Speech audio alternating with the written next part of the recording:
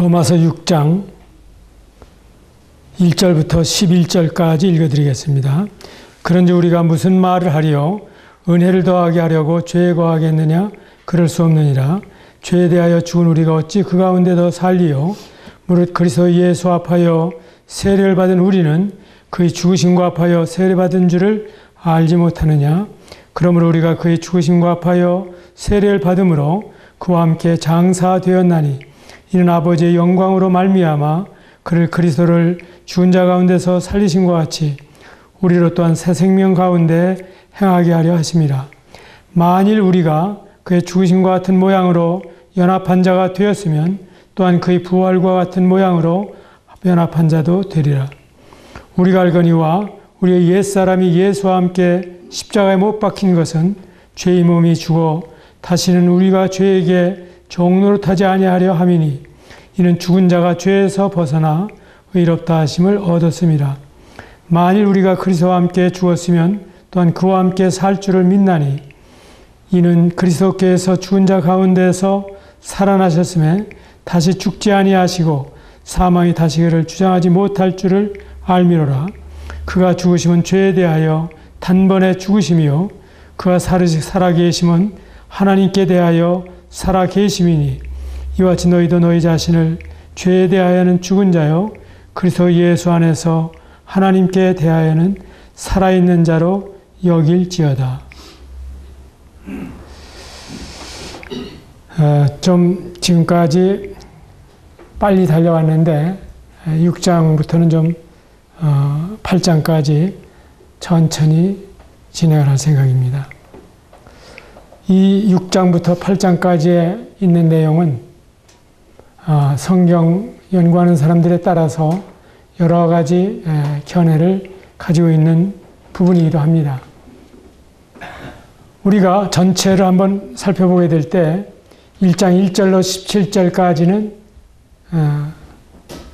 내가 복음을 부끄러워하지 아니하노니 이 복음은 모든 믿는 자에게 구원을 주시는 하나님의 능력이 됨이라. 그래서 복음을 전해야 할 사명에 대해서 말씀하고 있습니다. 사도 바울이 그렇게 복음에 붙잡힌 바 되고 또한 바울이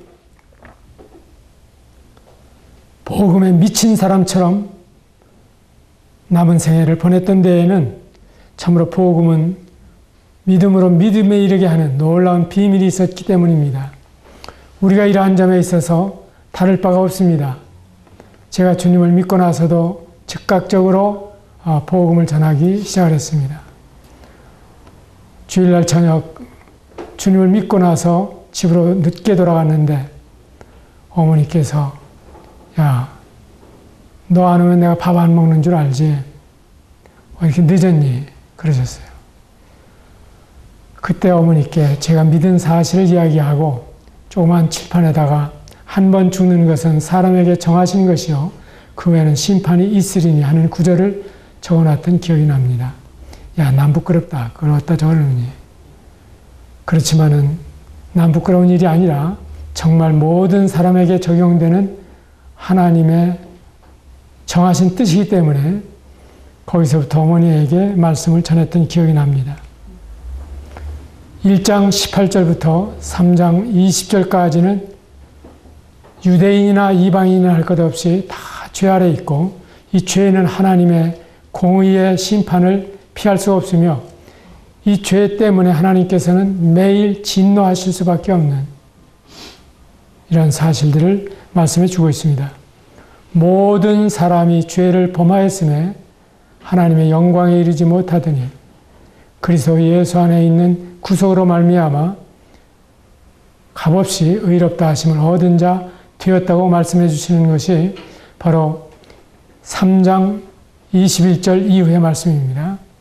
그래서 3장 21절 이후에는 이제 죄로 말미암아 하나님의 진노를 피할 수가 없고 심판과 영원한 지옥 형벌을 피할 수 없었던 인생에게 이제 하나님과 더불어 평화를 누릴 수 있는 길을 열어놓으셨습니다. 의롭다 하심을 받고 주님과 화목하게 되고 뿐만 아니라 주님과 이제 한 몸이 되는 사건을 6장부터 말씀해 주시고 있는 것입니다. 4장에서는 아브라함이나 다윗을 들어서 그들이 분명히 믿음으로 의롭다함을 받았다는 말씀을 주시고 있습니다. 믿음은 능동적인 동시에 수동적입니다. 내가 주님을 믿는다고 하는 것과 참으로 주님을 믿을 수밖에 없는 확신 가운데 내가 들어오게 된다고 하는 것은 하나를 양면에서 보는 것입니다. 내 편에서 보면 주님을 믿는 것이지만 하나님께서 전도자를 보내주시고 또 복음을 그 입에 실려서 듣는 동안에 내 안에 주님을 찾는 마음과 죄에 대해서 어떻게 해결할까 두려워하는 이러한 마음을 주시고 그때 성령의 인도하심과 감화 감동을 통해서 우리는 예수가 그리스도라는 사실을 확실히 깨닫게 되는 것입니다. 그래서 4장에서는 아브라함과 다윗의 예를 들어서 아브라함도 이미 할례를 받기 전에 믿음으로 의롭다함을 받았다고 하는 사실과 또한 다윗은 죄의 가리우심을 받을 사람의 받을 복에 대해서 이미 말씀해 주셨습니다. 그 다음에 이제 5장에 와서는 그리스도와 하나님이 또 인간과 하나님의 관계가 화해에 들어섰다고 하는 사실을 말씀해 주십니다. 5장 1절에서 우리가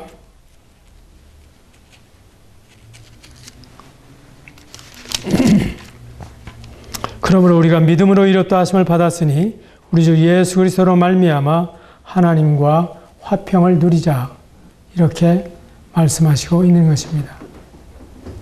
그렇다면은 6장에서 시작되는 이 말씀은 무엇입니까?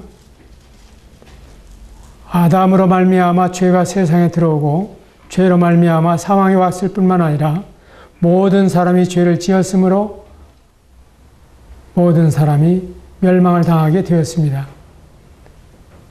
그랬던 인생이 한 사람 예수 그리스도의 순종으로 말미암아 은혜가 넘쳐서 우리가 구원의 선물을 받게 되는 비결을 말씀해 주시고 있어요. 그 뒤에 우리는 어떻게 살아가는가 하는 사실을 6장에서 보여주시고 있는데 지금까지는 예수님이 우리를 위해서 무엇을 해 주셨느냐 하는 사실을 말씀하셨지만 이제는 그리스도와 함께 죽고 그리스도와 함께 사는 그리스도가 나를 위해서 죽으셨기 때문에 내가 주님을 위해서 사는 그러한 삶이 아니라 이제 그리스도와 내가 혼연일체가 되어서 함께 죽고 함께 살아가는 이 비밀을 말씀해 주시고 있는 것입니다. 1절 그런지 우리가 무슨 말을 하리요 은혜를 더하게 하려고 죄에 거하겠느냐 그럴 수 없느니라 죄에 대하여 죽은 우리가 어찌 그 가운데 더 살리요.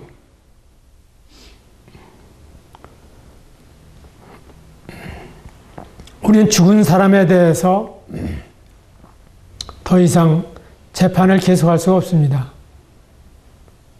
그리고 생전에 저주하고 악담을 하던 사이에도 일단 죽음 뒤에는 예를 표하고 할 말이 없으면 침묵을 하더라도 그렇게 시비의 대상으로 삼지 않는 것입니다. 역대 대통령 가운데 한 분이 세상을 떠났을 때에도 그분에 대한 모든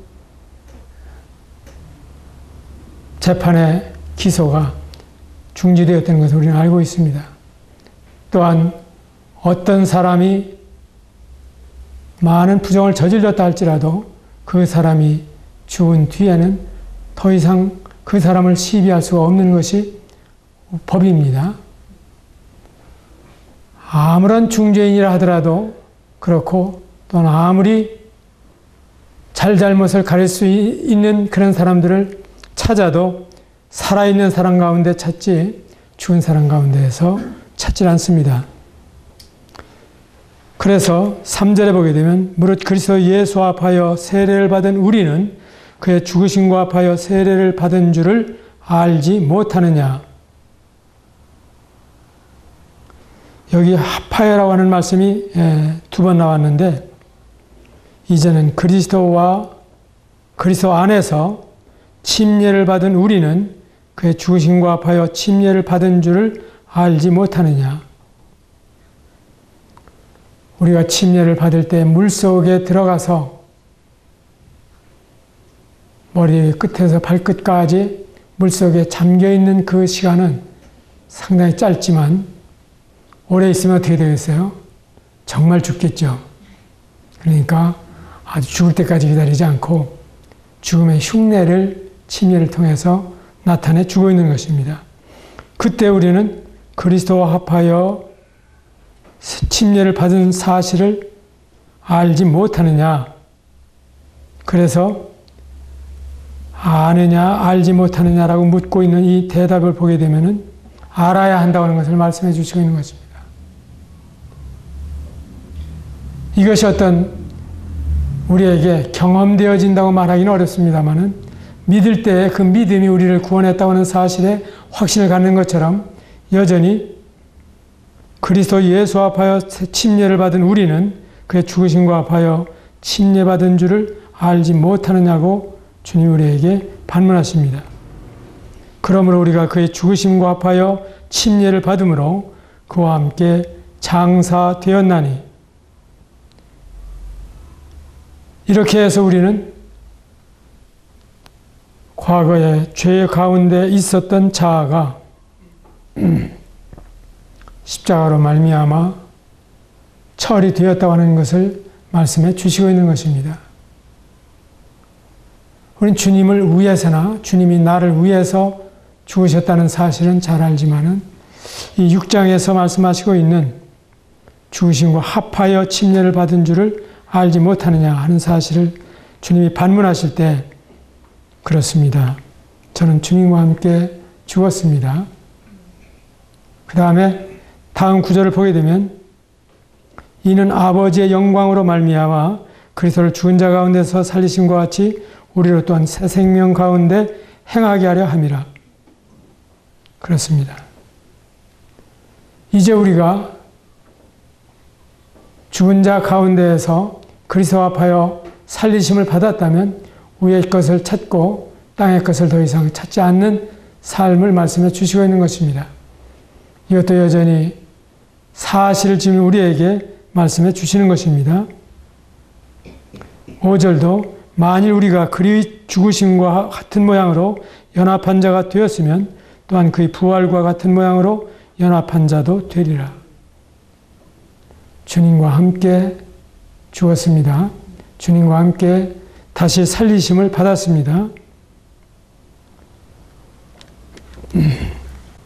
우리가 알거니와 우리의 옛사람이 예수와 함께 십자가에 못 박힌 것은 죄의 몸이 죽어 다시는 우리가 죄에게 종노릇하지 아니하려 함이니.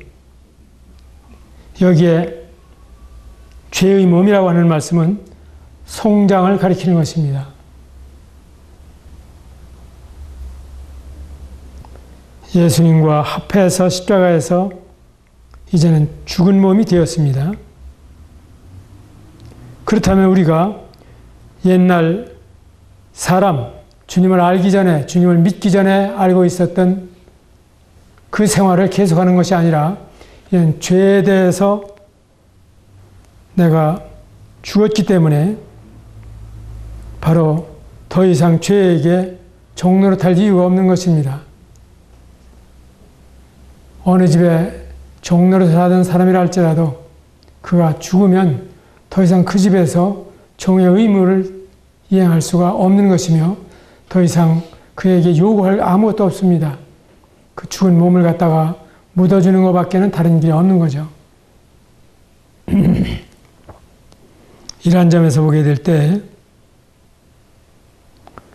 내가 죽었기 때문에 죄와는 상관없는 자가 되었다고 하는 사실을 말씀해 주시는 것입니다. 어느 열차 여행을 하던 분들이 고스톱을 치고 있었습니다.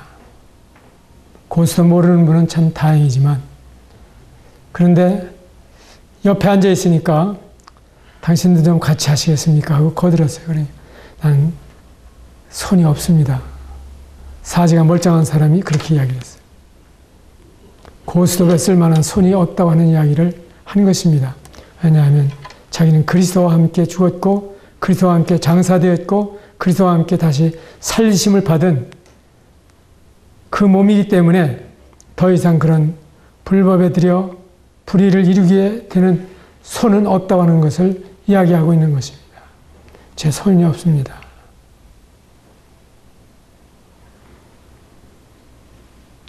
(6절) 우리가 알거니와 우리의 옛사람이 예수와 함께 십자가에 못 박힌 것은 죄의 몸이 죽어 다시는 우리가 죄에게 종노릇하지 아니하려 함이니 죄의 몸이 죽어 더 이상 이 죄는 우리를 침노하지 못하게 주님께서 장치를 해 놓으신 것입니다. 이는 죽은 자가 죄에서 벗어나 의롭다 하심을 얻었음이라.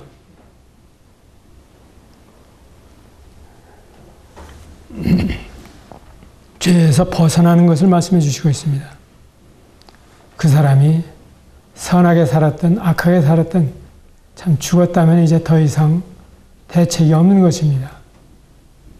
이러한 자세를 주님께서 믿음으로 사는 것이라고 말씀해 주시는 것입니다.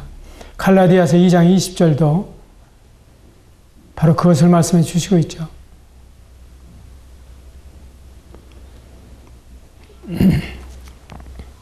만일 우리가 그리스도와 함께 죽었으면 또한 그와 함께 살 줄을 믿노니 이는 그리스도께서 죽은 자 가운데서 살아나셨음에 다시 죽지 아니하시고 사망이 다시 그를 주장하지 못할 줄을 알미로라. 우린 죄에 대해서 죽은 자들입니다. 그렇기 때문에 죄에 대해서 그 이상 섬겨야 할 아무런 대책이 없는 것입니다.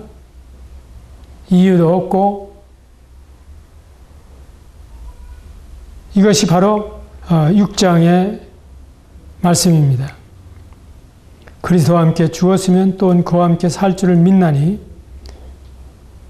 이제는 죽을 몸입니다. 죽은 몸이고 죽은 자 가운데에서 주님이 살아나신 것처럼 사망이 주님을 주장하지 못한다고 하면 나에 대해서도 사망은 아무 일도 해줄 수가 없는 것입니다.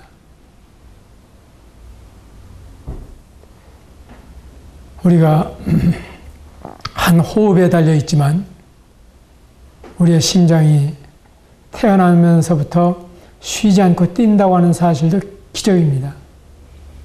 그게 몇 초만 지나게 되면은 재생할 수 있는 확률은 굉장히 적어진다고 합니다. 그리고 어떤 해군에서 그런 일이 있었죠. 실험을 하다가 막혀가지고서 군인이 죽었습니다. 우리가 도무지 이해가 안 된다 하는 말이 있는데 도무지도 그러한 형벌이었습니다. 그 사람의 얼굴에다가 한지를 계속 풀칠을 해서 바르는 것입니다. 그렇게 해서 숨을 쉴 수 없을 때 그 사람은 죽는 거죠. 도무지인데 도무지로 바뀌었어요. 도무지 있을 수 없는 일이 옛날 형벌 가운데 있었다고 하는 거죠. 그 한지 얼마나 질깁니까? 질긴 한지를 얼굴에다 한 겹, 두 겹 발려나가는 동안에 숨을 못 쉬고 죽는 것이 도무지예요. 그렇다고 하면 그 사람이 죽은데 어떻게 하겠습니까? 옛날 조선조에서는 그런 일이 있었어요. 빈 솥에 나무를 지피는 신용을 광화문에서 하면서 한 사람을 끓여서 죽입니다. 그 사람은 그 솥 속에 들어가 있지 않은데도 그 사람을 집어넣었다고 이야기하고 그리고 나서 그 사람에게 끓여서 죽인다고 불을 계속해서 떼는 신용을 합니다. 그러고 나서는 그 집에 문패를 떼고 살았으나 죽은 것처럼 살아갑니다. 그렇다면은 정말 그 사람이 남은 생의 삶이라고 하는 게 어떤 의미이겠습니까? 죽음이나 다름없는 삶이죠. 관계에 있었다면 관계에 대해서 말 한마디 할 수가 없고 죽은 사람이 어떻게 말을 하겠어요? 아무리 해도 자기의 권리나 자기의 의무에 대해서 책임을 질 수 없는 그러한 사람으로 남은 생을 살아가야 되는 것이 도모지형입니다. 사람은 살았으나 죽은 사람이 많이 있어요. 이게 그리스도인의 비밀입니다. 이제 내가 사는 것은 나를 사랑하사 나를 위하여 자기 몸을 버리신 하나님의 아들을 믿는 믿음으로 살아가는 것뿐이고, 사실 나는 세상에 대해서, 율법에 대해서, 죄에 대해서 죽은 사람입니다. 선한 양심이 하나님을 향해 찾아가는 곳에 내 삶이 있을 뿐이고, 내가 더 이상 이 세상의 어떤 재리의 유혹에 시달리지 아니하고 주님처럼 살아가게 되는 삶이 주님과 함께하는 삶인 것입니다. 이것이 8절과 9절, 10절의 말씀이라고 봅니다. 만일 우리가 그리스도와 함께 죽었으면 또한 그와 함께 살 줄을 믿노니 이는 그리스도께서 죽은 자 가운데서 살아나셨음에 다시 죽지 아니하시고 사망이 다시 그를 주장하지 못할 줄을 알미로라. 죽어서 끝나는 것은 참 인생의 보편적인 사건입니다만은 죽었다가 살아난다고 하는 이야기는 예수님이 처음입니다. 위대한 종교가들도 이 문제에 대해서는 침묵하고 있습니다. 종교가 많이 있지만 그 종교에서 부활을 말하는 종교는 기독교밖에 없습니다. 이 신비스러운 사실이 인생을 위한 하나님의 정하심이라고 하는 거예요. 선한 일을 행한 자는 생명의 부활로, 악한 일을 행한 자는 심판의 부활로 나오리라. 그래서 우리는 사망이라고 하는 말씀이 죽어서 없어지는 것이 아니라 첫째 사망과 둘째 사망이 있다고 하는 사실을 알고 있는 것입니다. 예수 그리스도를 믿은 사람은 생명의 부활로 일어날 것이고, 믿지 않은 사람도 심판을 받기 위해서 부활해서 물온대소하고 남녀노소 없이 다 한자리에 모여서 그의 행한 대로 심판을 받고 사망과 음부도 불못에 던지오니 이것이 둘째 사망 곧 불못이라. 그래서 죽어서 없어지는 것이 아니라 죽어서 마침내 부활의 심판으로 나오는 자들을 가리켜서, 심판의 부활로 나오는 자들을 가리켜서 우리는 둘째 사망이라고 불려지고 있는 것입니다. 여기에서 말하고 있는 것은 주님과 함께 부활하는 부활이기 때문에 바로 영생을 위한 부활입니다. 10절, 그가 죽으심은 죄에 대하여 단번에 죽으시며 그가 살아계심은 하나님께 대하여 살아계심이니 이와 같이 너희도 너희 자신을 죄에 대하여는 죽은 자요 그리스도 예수 안에서 하나님께 대하여는 살아있는 자로 여길지어다. 여기에 여겨야 한다고 하는 사실을 말씀해 주시고 있어요. 여긴다고 하는 말씀은 계산을 이렇게 해두라고 하는 것입니다.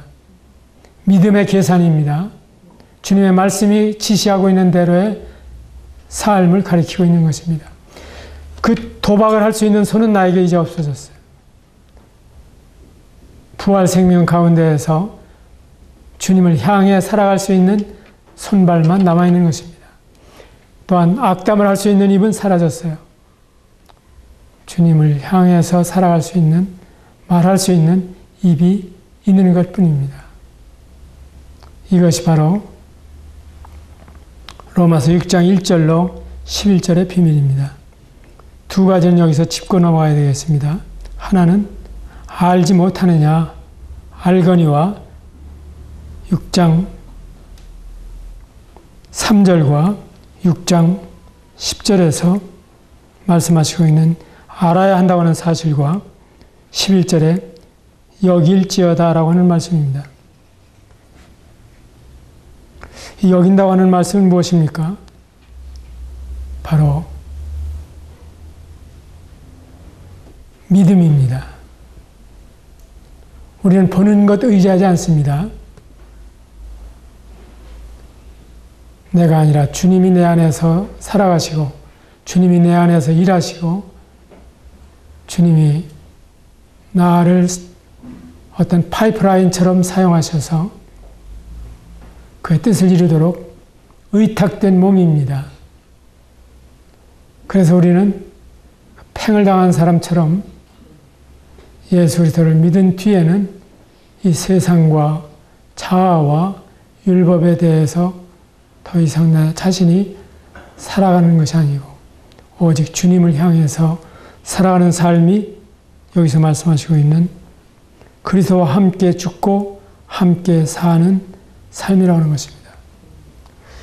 여기까지 오지 않으면 신앙생활은 거의 나 죄 사함 받았습니다. 나 구원 받았습니다. 할렐루야 하고 끝날 수가 있다고 하는 것입니다. 이 6장 1절로 11절 말씀을 여러분들이 좀 더 살펴보시고 과연 내가 주 안에서 그리스도와 함께 죽었고 그 다음에 그리스도와 함께 새 생명 가운데 살고 있으며 주님처럼 하나님께 대하여는 살고 죄에 대해서는 죽은 자라고 하는 사실을 확인하시길 바랍니다. 이것은 어떠한 느낌의 문제가 아니고 사실의 문제입니다. 주님이 우리를 위해서 죽으셨을 뿐만 아니라 이제는 주님과 함께 죽었고 주님이 부활하신 사실은 나도 함께 주님과 함께 살아서 하나님을 향하여 찾아가는 생명으로 살고 있다고 하는 것을 기억하시기 바랍니다. 감사합니다.